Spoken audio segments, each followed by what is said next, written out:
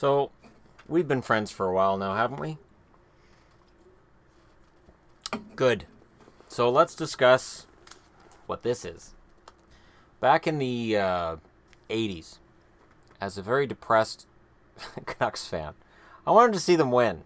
I had a bunch of hockey cards, and with my hockey cards, I could play with them and pretend they were winning. It didn't go very far.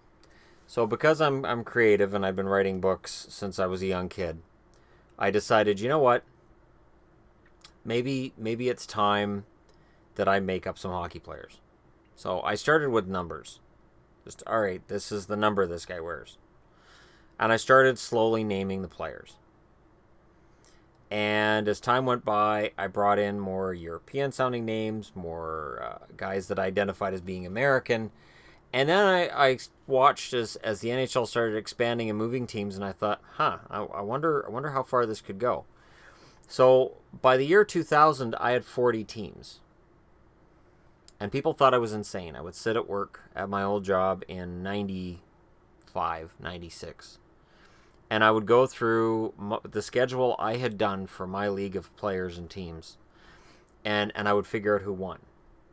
And I had winning streaks, losing streaks that I kept track of. I kept track of individual player stats. I had first-round draft picks that were busts. I had first-round draft picks that were great. I had late-round draft picks that turned out to be great. And I had teams that were on their way up, teams on their way down. And what started out as just sort of a vanity thing for a Canucks fan wanting to see the Canucks win eventually changed. Boston won a couple of cups in there because, of course, they did. Dallas won them, of course, they did. But the Rangers won a lot. I think the Rangers won about 4 or 5 Stanley Cups before I stopped doing it. St. Louis Blues won one. They rode a hot goalie and got to the Stanley Cup and won it in 94. And then it was the Rangers won it in 95, and they just started winning after that. The Rangers were a powerhouse. In fact, it was the Rangers in 94 that the Blues knocked off. So not only do I remember all of this information on NHL, I remember it on my own version of the league.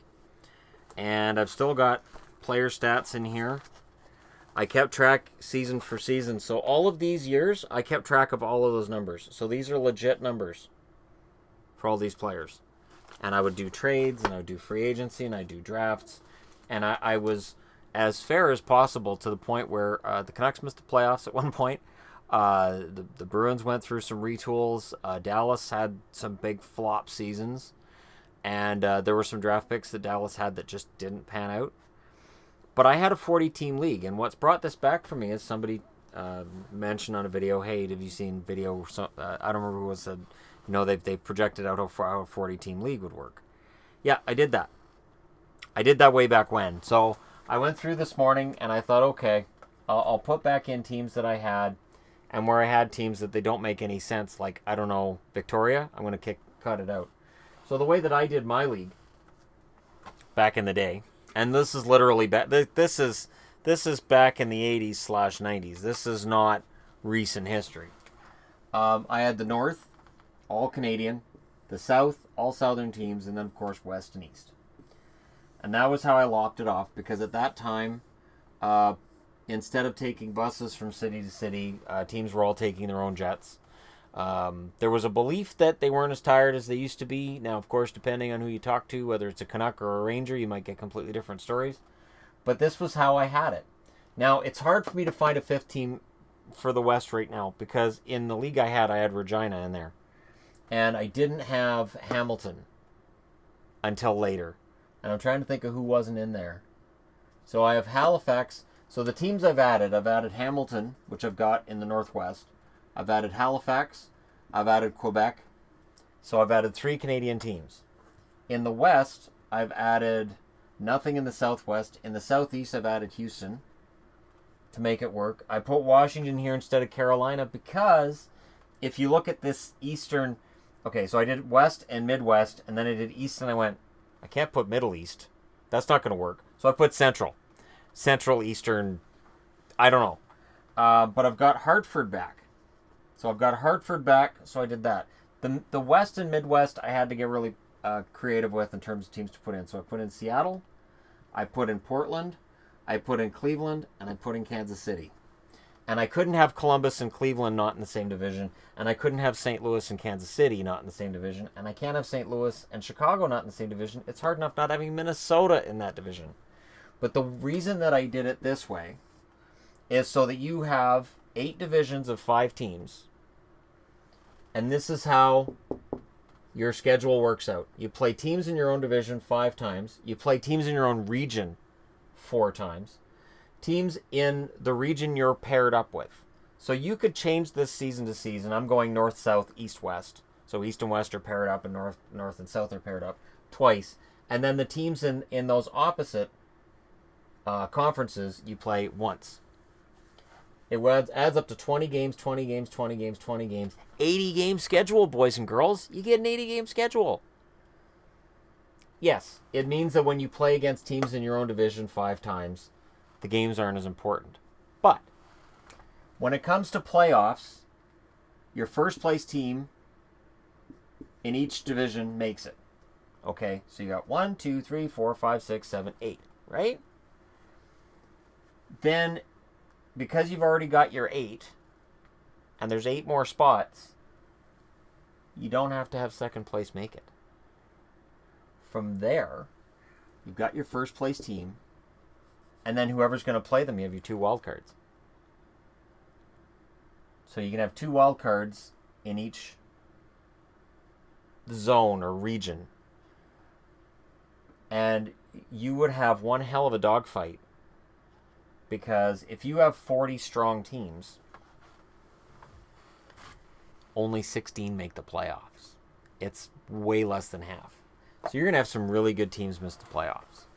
Because in my mind, it's not expansion that's ever bothered me. It's when they talk about expanding the playoffs.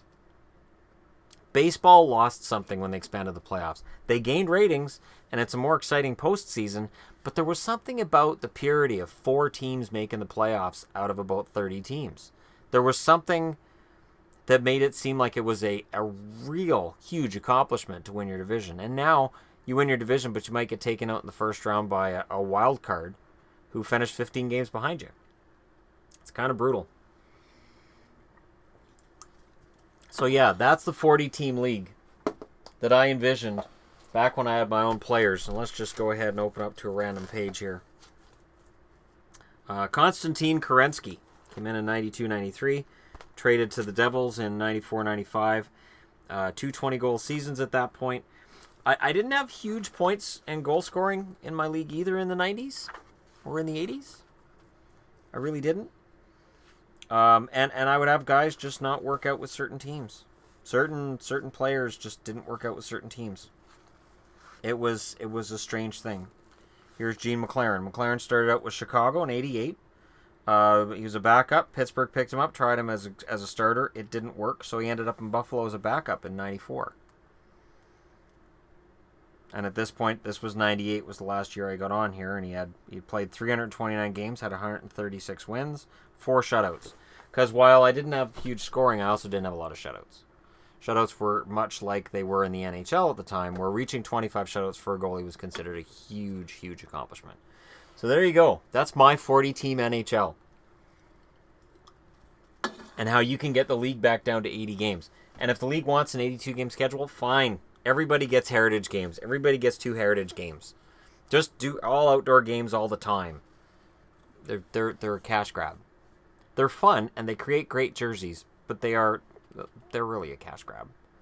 When I watch some of these football stadiums and I see how small the players are on the ice, it's like there's no way they're getting a great view. They're just there for the experience. So the NHL can have unlimited experiences with this situation. Let me know what you guys think. Hit like and subscribe if you're browsing your way through. And this is not a realistic portrayal. This is just an idea I had way, way, way back when. And maybe 50 years from now, this happens. This doesn't happen anytime soon. So don't panic. It's just an idea. Let me know what you think. And thanks for watching. It's just one of those fun things during the summer. I'll talk to you again soon.